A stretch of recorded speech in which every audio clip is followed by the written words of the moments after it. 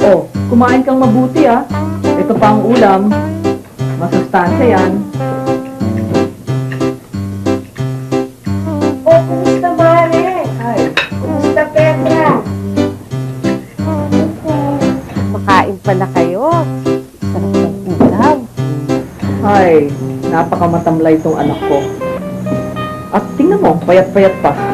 Wala naman kami nakikitang sakit dyan eh. Minsan nga lang, sumakit daw ang dito niya oh.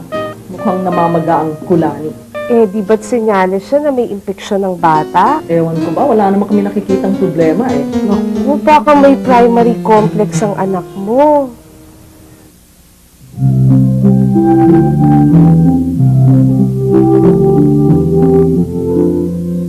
Hoy anak, TV99.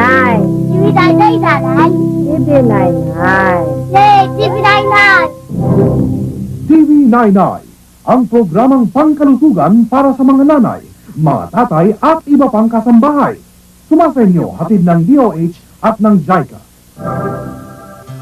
Magandang araw po sa inyong lahat. Ito na naman po si Nanay Rica para sa isa na namang edisyon ng TV99.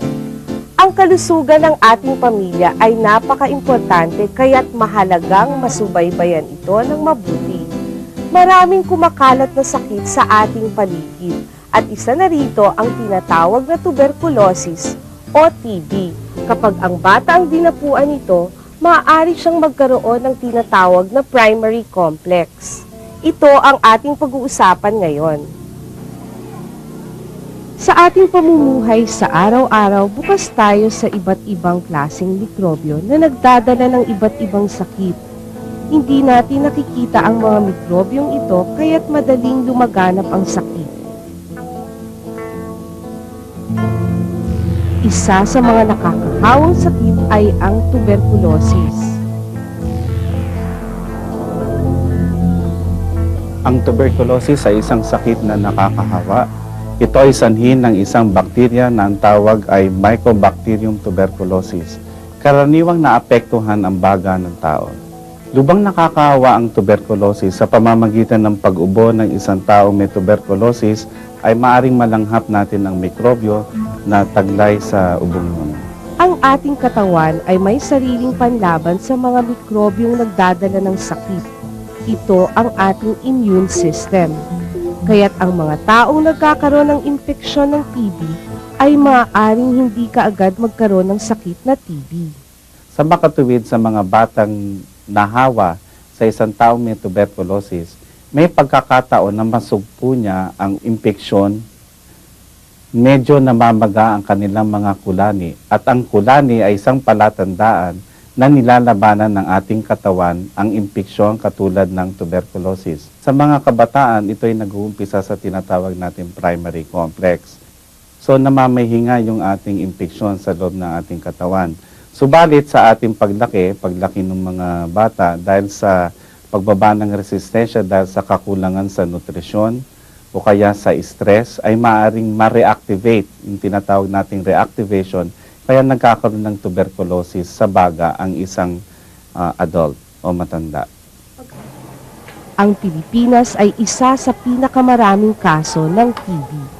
Halos 75 tao ang namamatay sa sakit na TB araw-araw. Maliban sa baga ng tao, maaari rin maapektuhan ang ating utak, ang ating lalamunan, ang ating sikmura o kaya bituka. Ang tuberculosis sa baga ang siyang lubhang nakakahawa. Ang ibang klase ng TB, yung sa utak, sa lalamunan, ay hindi naman nakakahawa.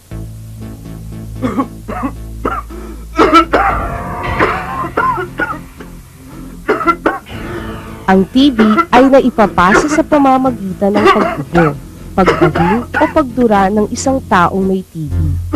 Kumakalat sa hangin ang mikrobyo at ito ang maaaring malanghap ng ibang tao. Kapag kumalat sa baga ang mikrobyo, unti-unting kakainin nito ang baga. Kapag hindi ginamot, mabubutas ang baga at ito'y maaaring ikamatay ng pasyente. Pero, di kailangang umabot sa ganito dahil nagagamot naman ang tuberculosis.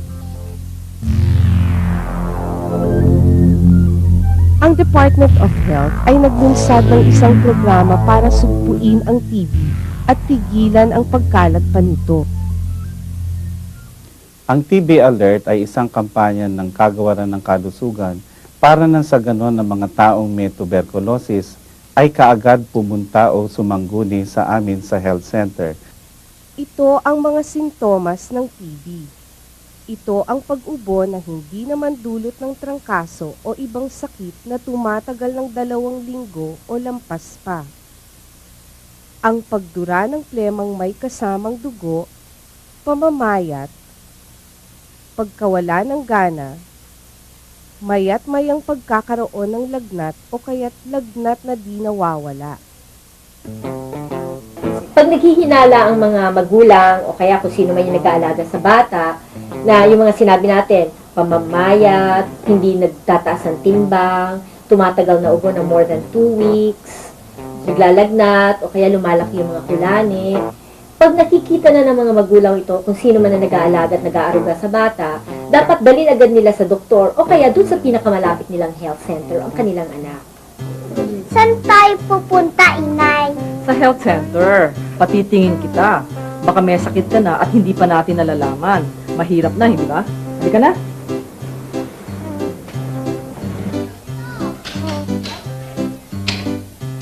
Nagbibigay ng mga TB tests ang mga health center sa buong Pilipinas.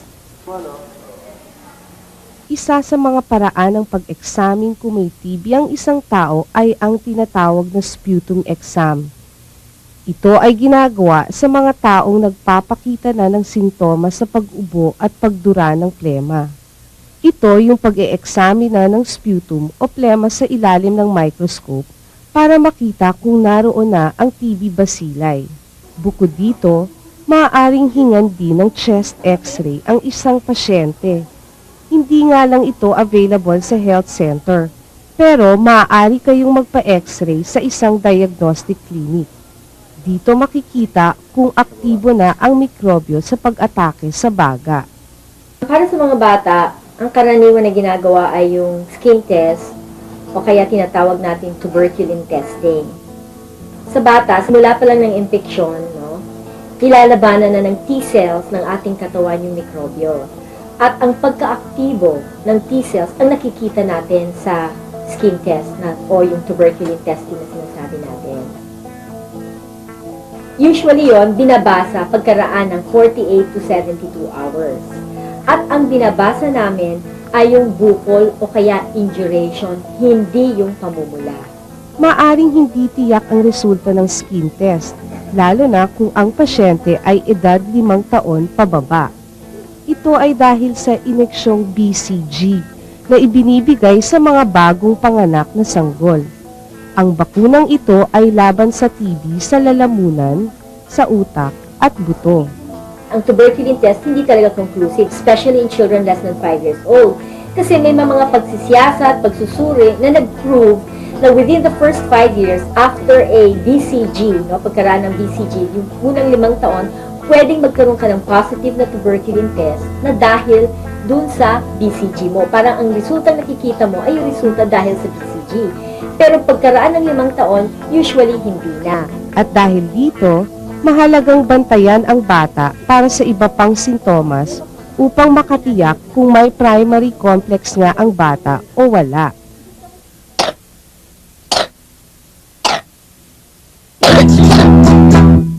Ubo na naman o kay wais ng kagaw. Ubong nagdaan, tila ba kung kailan lang. Akala ninyo TB ay naglaho na. Manda kayo, TB tumatayiming lang. Ubo, ubo, ubo, ubo, ubo na namang muli. Resistensya nyo ay umababang muli.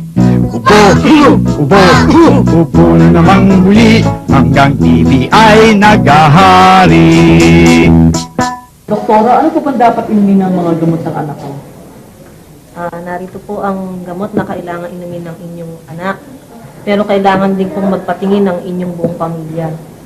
Bakit pati kami? Sapagkat po ang isang batang may primary complex ay maaaring nahawa sa isang taong may TB na maaaring manggaling sa inyong pamilya. o dili lang sa kanyang mga kaeskwela. Kaya kailangan din po magpasuri ang bawat isa sa inyo. Hinihikayat ng programang TV Alert ang bawat komunidad na bumuo ng TV Alert teams na magsisilbing bantay laban sa TB.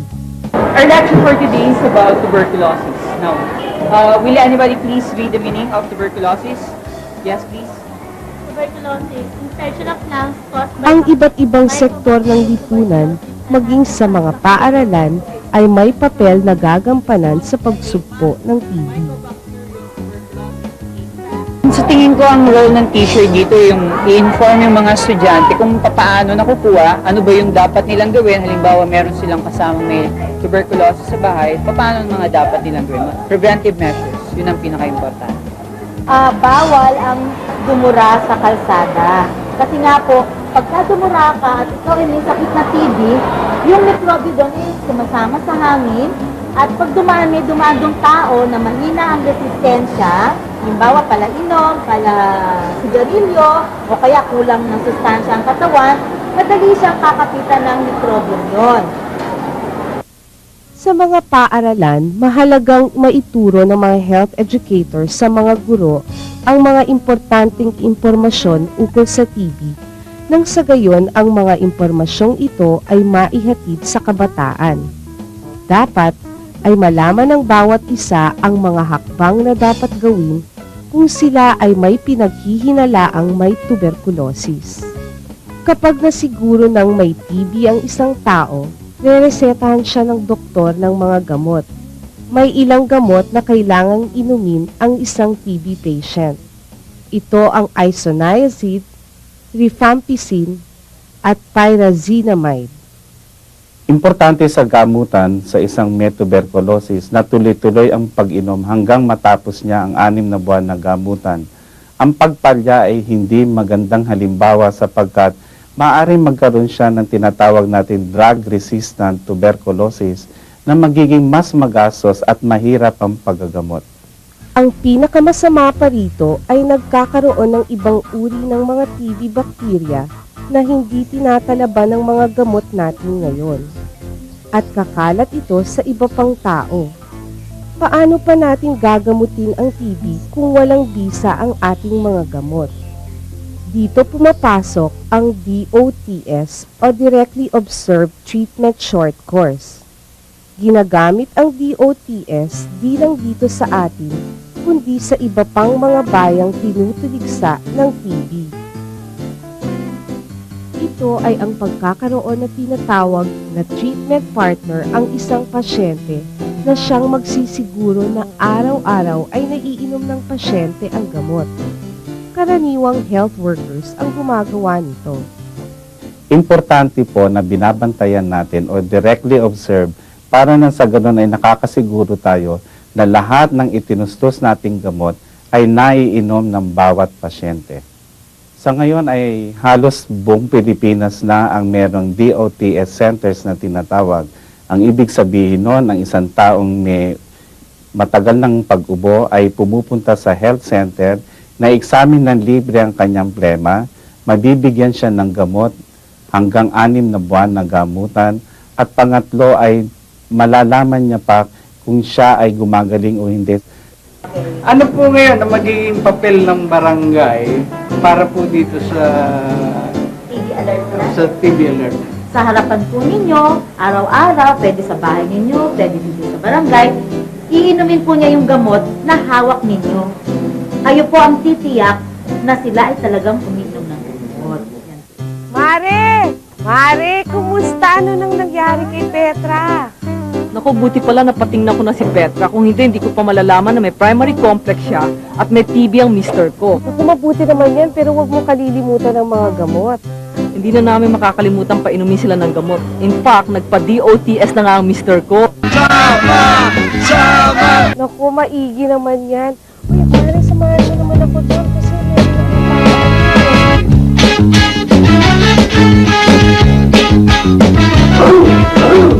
Hindi ay kondisyon, kedo ka sa upo. Magaba ang singit nyo, kahit natin pa kayo.